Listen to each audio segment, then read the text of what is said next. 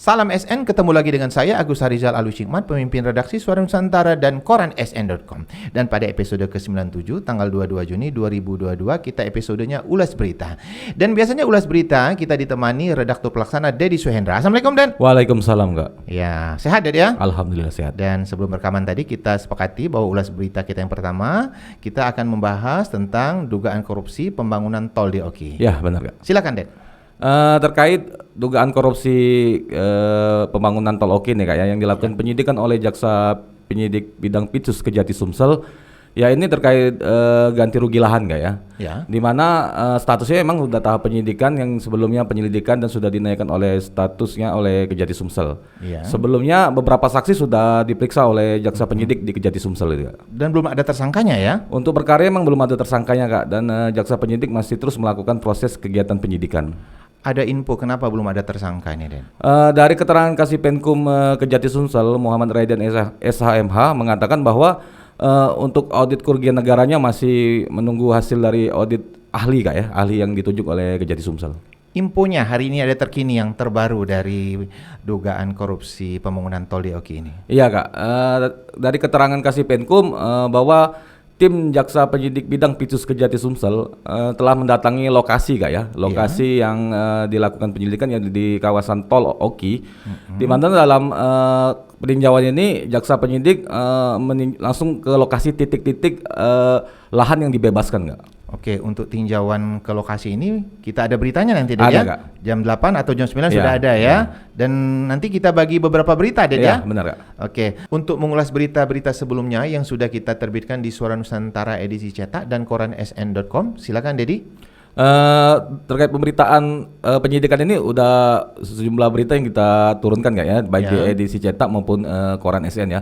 Di mana dari keterangan Kasih Penkum Kejati Sumsel bahwa penyidikan perkara ini terus berjalan Kak ya. Bahkan sebelumnya sejumlah saksi sudah diperiksa oleh jaksa penyidik di Kejati Sumsel.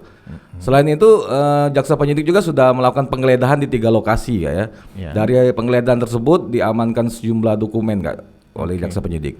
Oke Ded, di tayangan Ulas Berita malam ini kita mengucapkan terima kasih kepada penonton Lensa SN yang sudah subscribe ya.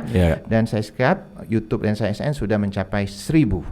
Dan kita berharap penonton Lensa SN memberikan komentar dan masukan-masukan yang positif biar kita tetap memberikan informasi yang berharga. Lanjut ulas berita berikutnya Ded. Ulas berita berikutnya dari berita yang sudah terbit di Suara Nusantara edisi cetak. Silakan Ded.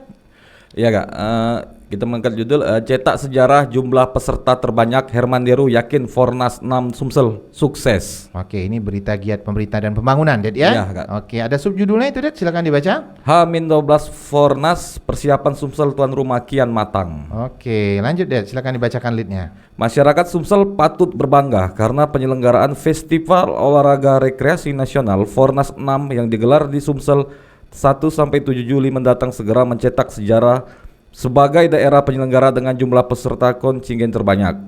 Dari 10.000 peserta kontingen yang ditargetkan awal, kini jumlah peserta yang terdaftar sudah over target mencapai 11.000 peserta yang berasal dari 34 provinsi. Di acara tersebut nampak Gubernur Herman Deru bermain enggrang Ded ya. Oke dah, mudah-mudahan rangkaian acara Pornas ke-6 Sumsel akan berjalan sukses ya nantinya ya. Silakan Dedi bacakan alinea berikutnya. Oke. Fornas 6 Sumsel ini akan menjadi sejarah karena atlet yang ikut ini jumlahnya terbanyak dalam penyelenggaraan Fornas di Indonesia. Karena itu kita semua tanpa terkecuali harus tampil menjadi bagian acara ini. Mohon doa juga agar penyelenggaraan ini sukses digelar dan sukses juga membawa nama baik Sumsel, ujar Gubernur Herman Deru saat menghadiri acara senam bersama Road to Fornas 6 2022 Sumsel di Stadion Jakabaring Sport City Palembang. Lanjut ke ulas berita berikutnya Ded. Sebelumnya kita kan sudah kedatangan Wakil Ketua DPRD Kota Palembang, Azanu Getar Nusantara. Dan kita sudah ngobrol tentang nasib honorer di Kota Palembang. Dan tentang nasib honorer ini ternyata penjabat Bupati Muba, Afriyadi juga menaruh perhatian khusus untuk masalah ini. Silakan Dedi baca. Hadiri Rakernas Apkasi PJ Bupati Afriyadi pertanyakan nasib honorer. Oke, silakan Dedi baca dan ulas sedikit beritanya. Surat edaran Menpan RB terkait penghapusan tenaga honorer mulai 28 November 2023 nanti menjadi perhatian serius PJ Bupati Muba Dr. Andes Afriyadi MSI. Betapa tidak, tercatat ada ribuan honorer atau PTT di lingkungan Pemkab Muba. Hal ini membuat keprihatinan PJ Bupati Muba Apriyadi apabila penghapusan tenaga honorer mulai diimplementasikan. Oke, Dad, kita udah di ujung ulas berita dan biasanya di ujung ulas berita kita ada quotes ya. Dan quotes kita malam hari ini adalah teruslah berbuat baik walaupun kamu sendiri sering diperlakukan sebaliknya. Jangan lupa untuk like, comment, share dan subscribe kanal YouTube Lensa SN agar informasi dari kanal YouTube ini tetap tersebar merata di bumi Sumatera Selatan. Demikian dari saya. Wassalamualaikum warahmatullahi wabarakatuh.